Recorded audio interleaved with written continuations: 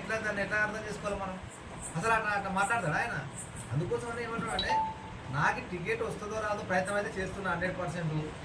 రాకుండా వస్తేనేమో మన వాళ్ళు భారీ మెజార్టీతో గెలిపిస్తారు ఖచ్చితంగా 100%. అది భయంకరంగా ఉంటుంది రాష్ట్రంలో కూడా మనది అలంపూరు. ఒకరు రాకపోయింది అనుకో మన ఉనికిని చాటుకున్నాం మనం ఏదో చూపించాలా. మీరందరూ ఇప్పుడు రేపు పొద్దున మేము కూడా అంటే తీవ్రమైన ప్రయత్నమే చేస్తున్నాం. వాస్తవానికి మా సామాజిక వర్గం ఉంది, అన్ని చెప్పినాము, సీఎం గారికి కూడా చెప్పినాము, అన్ని రకాలుగా మంత్రికి చెప్పినాము, కేటీఆర్ కూడా చెప్పినాము. ఎందుకంటే నేను 5 ఏళ్ళ నుంచి ప్రయత్నం చేస్తున్నాను. నేను 2018లో కూడా నామినేషన్ వేసిన. అంటే ఇక్కడ తెలియదు, ఎందుకంటే నాకు కూడా అప్పుడు సరిగ్గా పరిచయం చేయక నేను తెలియదు కాబట్టి అప్పుడు విత్డ్రా చేసుకున్నా. అధిష్టానమే విత్డ్రా చేయించింది నన్ను. మళ్ళా పల్లరాజేశ్వర రెడ్డి కానీ, మా గెల్లు శ్రీనివాస్ కానీ, మన కేటీఆర్ అన్న కానీ, అందరు కానీ అప్పట్లోనే ఇవన్నీ చర్చలు నడిచినాయి. నాకు ఇంకా మీరంతా పరిచయం లేదప్పుడు నాకు. ఇంకా అప్పుడే నేను నామినేషన్ వేసిన, అబ్రం పిలిపించాడు, కథ చేసినాడు, అన్ని నడిచిపోయినాయి. నేను అప్పటి నుంచి లైన్లో ఉన్నాడు. అందుకే ఈ రోజు వరకు కూడా పల్లయ్య అంటే అబ్రం పడకపోవడం కారణం ఏంటంటే ఇదే పల్లయ్య ఎప్పుడైనా నాకు వెన్నుపోటు పుడుతాను అనేది ఉంది మనసులో ఉన్న వాస్తవం ఇది. అందుకోసమని ఈ రోజు వరకు కూడా నన్ను పిలిచి కానీ అవును నువ్వు ఎట్లా పాటలా మరి నాకు ఇప్పుడు రాష్ట్రం నుంచి పిలుపులు వస్తాయి, అన్ని రకాల పిలుపులు వస్తాయి, కానీ అలాపు ఎమ్మెల్యే పిలిపించాలి ఇంతవరకు. 5 ఏళ్ల కాలం కూడా ఈ రోజు కూడా ఒక ఫోన్ చేసినాడు. అంటే దీని అర్థం ఏంటి చెప్పు? ఇప్పుడు పార్టీలో మనకి ఇంత స్థానం ఉన్నప్పుడు నువ్వు లోకల్ నువ్వు పిలవకపోతే రేపు పొద్దున నీ ఎంత ఎట్లా రావాలని అడగాల? ఇప్పుడు ఉండొచ్చుకో, ఇప్పుడు ఎవరైనా పాటల ప్రయత్నాలు చేసుకుంటారు. ఇప్పుడు నువ్వు ఆ రోజు పార్టీలోకి వచ్చినప్పుడు నీకు వెనక ఒక క్యాడ లేదు, పాట లేదు, ఏం లేదు. నీకు పార్టీ అనుకుని పిలిచి నీకు టికెట్ ఇచ్చి గెలిపించింది ఆ రోజు. లేకుండా నువ్వు సొంతంగా గెలుస్తావా? పార్టీ లేకపోతే నువ్వు గెలుస్తావా? సో కాబట్టి ఇవన్నీ దృష్టిలో పెట్టుకొని పరిస్థితి అట్లా ఉంది. కాబట్టి ఖచ్చితంగా ఈసారి మనం ఏంటంటే మన సామాజిక వర్గాన్ని నియోజకవర్గంగా మనం అందరం చైతన్యమై మనమే చూపించాలనేది నా ఇంటెన్షన్. అంతే. నాకేమైనా వ్యక్తిగతంగా ఏదో నేను లబ్ధి పొందాలో ఏదో చేయాలనేది కాదు. పార్టీలో ఉన్నందుకు పనిచేసినందుకు నాకు కూడా ఒక సముచిత స్థానం ఉంటే బాగుండని ఆలోచన చేస్తున్నాను. తప్ప ఆర్థికంగానో ఏదో నాకు సొంత సులభం కోసం పనిచేయాల్సిన అవసరం లేదు. ఖచ్చితంగా ప్రజల కోసం పనిచేయాలి, మన కులం కోసం పనిచేయాలి. ఎందుకంటే మన ఉమ్మడి మహబూబ్నగర్ జిల్లాలో మన కులాలు చాలా పెద్ద ఎత్తున మన జనాభా. కానీ మన జనాభాకి ఉమ్మడి మహబూబ్నగర్ జిల్లా 14 నియోజకవర్గాలలో కూడా ఎక్కడ కూడా సముచిత స్థానం అనేది కులాలకు అనేది లేదు. ఓన్లీ అందరూ యాదవులు కలుపుతారు, యాదవులకు మాత్రమే ఎమ్మెల్యే టికెట్, కార్పొరేషన్ పదవులు ఇస్తున్నారు. కానీ ఇవాళ పూర్వ సామాజిక వర్గానికి ఉమ్మడి మహబూబ్నగర్ జిల్లా నుంచి కూడా ఏ ఒక్కరికి కూడా ఒక కార్పొరేషన్ పదవి లేదు. మీరు బాగా ఏ ఒక్కరు ఒక పదవి లేదు. అంటే ఎక్కడ మనం కూడా ఈ స్థాయిలో పనిచేస్తున్నాం కదా, ఒకటైనా గుర్తింపు ఇవ్వాలి కదా మన దాంట్లో పోటీ లేక అందుకోసమనే ఇవన్నీ విషయాల మీద ఉన్నాం. కాబట్టి ఇప్పుడు అవకాశం అయితే మనకు ఉంది. ఎందుకంటే ఇప్పుడు అన్ని మండలాల్లో కూడా పెద్ద పెద్ద నాయకులు, మండల నాయకులందరూ కూడా అబ్రం నాయకత్వాన్ని వ్యతిరేకిస్తున్నారు, ప్రజలు వ్యతిరేకిస్తున్నారు. పార్టీ నిర్ణయం తీసుకోవాల్సి ఉంది, లేకుంటే పార్టీ ఓడిపోయే పరిస్థితి. ఇప్పుడు అబ్రం పెట్టినట్టు ఏమైతుంది? పార్టీ ఓడిపోతుంది. పార్టీ ఓడిపోతే ఇప్పుడు అందరూ దెబ్బ పడుతుంది. మనకి పార్టీ ఓడిందనుకో మనకు దెబ్బ పడుతుంది. పార్టీ లేకుండా మనకు పదవులు వస్తాయి. కాబట్టి అబ్రం మీద తీవ్రమైన వ్యతిరేకత ఖచ్చితంగా అలంపూర్ నియోజకవర్గంలో వచ్చింది. ఆల్రెడీ అన్ని ఇటుకాల కానీ, అలంపూర్ కానీ, ఉండవల్లి కానీ, ఐజా కానీ, వడపల్లి, రాజులు కానీ అన్ని మండలాల్లో కూడా పెద్ద ఎత్తున వ్యతిరేకంగా సభలు పెట్టి మాకు అబ్రం వద్దు అని మొర్రవాళ్ళు మొత్తుకుంటున్నారు. అబ్రం వద్దు, నాయకత్వం వద్దని. ఎందుకంటే ఈ 5 ఏళ్ల కాలంలో ఆయన ఏ లీడర్ని పిలిచి కానీ, ఏ నాయకుని పిలిచి కానీ ఏది పరిస్థితి అని ఎవరిని కూడా అడగలే. ఆయన వెనక భజన చేసేందుకు మాత్రమే భజన తాళాలు ఇచ్చినాడు. వాళ్ళు తాళాలు కొడుతూనే ఉంటారు అంతే. మరి అంత తాళాలు కొడుతున్న ఒకటే గెలుస్తాడా? అట్లా లీడర్షిప్ ఎదుగుతుంది అట్లా. అంటే పలానా ఊళ్ళో ఎవరు ఉన్నారు, పలానా ఊళ్ళో మాజీ సర్పంచ్ ఎవరు, సర్పంచ్ ఎవరు, ఎంపీటీ ఎవరు, ఏది పరిస్థితి అనేది అవన్నీ అడగాడు ఆయన. ఆయన కావాల్సింది భజన భక్తాన్ని ఎంత పెట్టుకొని తిరుగుతూ ఉంటాడు. లింగ్ అనుకుంటే అంతకుమించి వేరే ఏం లేదు. ఇవాళ ఆ స్థానంలో ఎవరున్నా అభివృద్ధి చేయాల్సింది. ఇవాళ కేసీఆర్ గారే అభివృద్ధి చేస్తున్నారు. అబ్రం అభివృద్ధి చేస్తున్నాడు. గుర్తుపెట్టుకున్న విషయం ఏంటంటే పథకాలు ఇచ్చేది కేసీఆర్, అబ్రం కాదు. దళితమంది ఇచ్చేది కేసీఆర్, అబ్రం కాదు. అది తీసుకొని నేను తెచ్చినా అంటే నువ్వు ఎక్కడ ఇంటి దగ్గర నుంచి పెట్టుకున్నావు? అది 10 లక్షలు ఎవరు ఇంటి దగ్గర నుంచి ఇస్తావా? కళ్యాణ లక్ష్మి ఇంటి దగ్గర ఇస్తావా? పెన్షన్లు ఇస్తున్నావా? ఏమి ప్రభుత్వం ఇస్తుంది, పార్టీ ఇస్తుంది, అధినాయకుడు కేసీఆర్ ఇస్తాడు. అవి తెస్తూ నువ్వు పంచాలి అంతే. నేను ఎందుకు పెట్టినా భారతి అంటే ప్రజలకు భారతిగా పనిచేయాలి. నువ్వు ఎక్కడైతే అభివృద్ధి లేదో, ఏ ఊరైతే వెనుకబడిందో, ఎవరికైతే ఫలాలు వాళ్ళకి చేర్చే బాధ్యత లేదు. అంతేగాని నువ్వు కేసీఆర్ ఇచ్చిన పథకాలను కూడా తెచ్చుకొని నువ్వు ఏదో సెల్ఫ్ డబ్బులు అక్కడ నేను ఇచ్చిన అంటే నువ్వు ఎట్లా ఇంటికి ఇచ్చినావా? నీ ఇంటికి ఇస్తున్నావు ఏమన్నా? దానికి నువ్వు వారి మీద తీసుకోము, ఇది మీద తీసుకోము.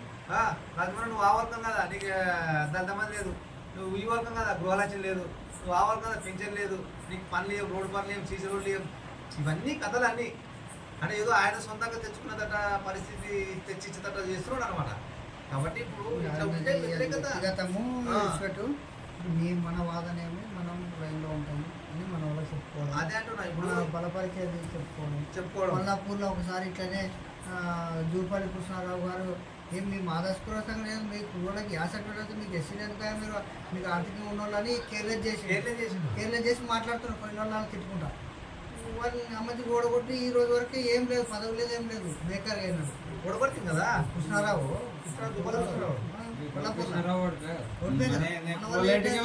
మంచి కాబట్టి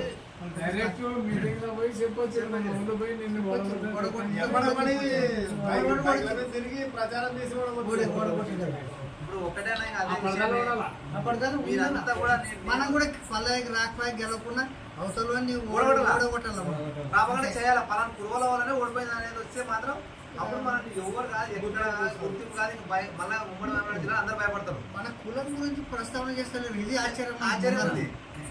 ఒకటి కాకుండా ఒకటి మాదాస్పురం అప్పుడు మోసపోయారా వీళ్ళు సర్టిఫికేట్ రియల్ అనేది ధ్యాసనే లేదు. ఇప్పుడు మా కురువ అని బీసీ అంటే అట్టలేదు కాబట్టి నాకు మీరంతా మద్దతు ఇస్తారని నేను ఇక్కడికి రావడం జరిగింది. మరి నేనైతే పనిచేయడానికి సిద్ధంగా ఉన్నా. ఖచ్చితంగా పార్టీ గుర్తించిన పక్షంలో కంపల్సరీగా మనం బరిలో ఉంటాం. మళ్ళీ మీ అప్పుడు బరిలో ఉండాలన్నా కూడా మీ నిర్ణయం తీసుకొని ముందుకెళ్తాను. నేను ఏదో ఏసుకాయ ఏదో స్వలాభం కోసం ఎవరో 10 లక్షలు ఇచ్చా 5 లక్షలు ఇచ్చా అటువంటిది ఏమి లాలొచ్చిపడే పరిస్థితి లేదు ఇక్కడ. ఎందుకంటే వాటి కోసం ఇక్కడ మేమేమి సిద్ధంగా లేము. ఎందుకంటే చదువుకున్న జాబ్ చేసుకున్నప్పుడు నాకు వేలు వస్తున్నాయి ఇవాళ కల వాడిని అన్నీ వదులుకొని పని చేస్తున్నా. ఇంకా వాడిచ్చే పైసలు మనకి ఏమిటైతే చెప్పు. మనం పైసలు అడగలేము ఇక్కడ. సముద్ర స్థానం కులానికి సముద్ర స్థానం కల్పించాలి జిల్లాలో అనేది కోరుకుంటున్నాం. అంతే కదా సార్? అంతే కదా. అదనమాట. అందుకోసమనే మీ యొక్క మద్దతు మరి ఇట్లా ఈ విధంగా ఉండాలని అనుకుంటున్నాం. మరి అదే ఒకటి బైక్ ర్యాలీ కూడా చేయాలని నిర్ణయించినాము. సరే ఈ వారంలోనూ మేము దాన్ని అన్ని మాట్లాడుకున్న తర్వాత ఒక 1000 బైకులతో 5 నుంచి శాంతినగర్ వరకు బైక్ ర్యాలీ పెద్ద ఎత్తున చేసి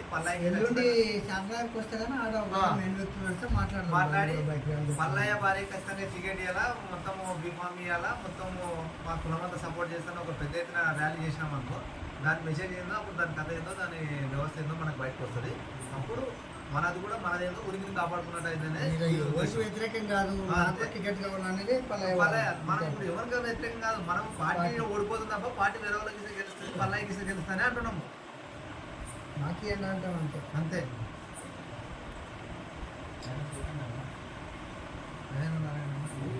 మన కులంలో ఉంటే మనం కలిసికట్టుగా చేసుకుంటేనే అది రేపు ఒకవేళ మనకి రాని పక్షాన కూడా మన ఇండిపెండెంట్ పోవాలన్నప్పుడు కూడా మీ నిర్ణయం తీసుకునే పోతాం. మళ్ళీ రేపు పొద్దున మిమ్మల్ని అందరినీ మాట్లాడే అవును సార్ పెద్దలు మళ్ళీ ఎట్లా నిర్ణయిస్తే దాన్ని బట్టి పోతే. ఇప్పుడు నేను నా ఒక్క నిర్ణయం తీసుకొని పోను మిమ్మల్ని కూడా ఇబ్బంది పెట్టను. ఆ రోజు మళ్ళీ ఏ పాటకి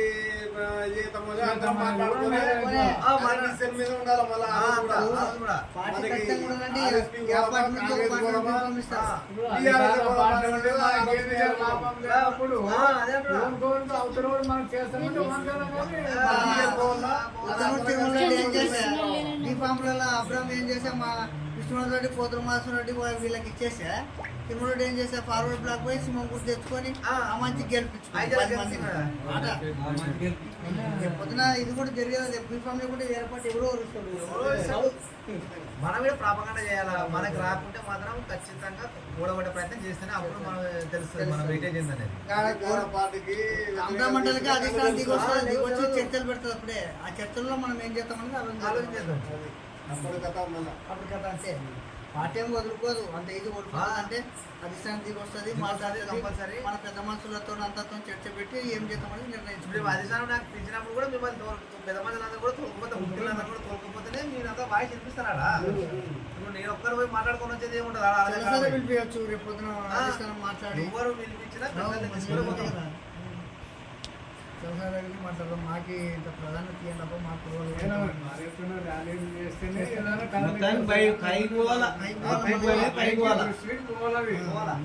బాగానే ఉంది ఒకసారి గద్వాల చేసాం కదా అట్లా రావాలా మూమెంట్ రావాలా.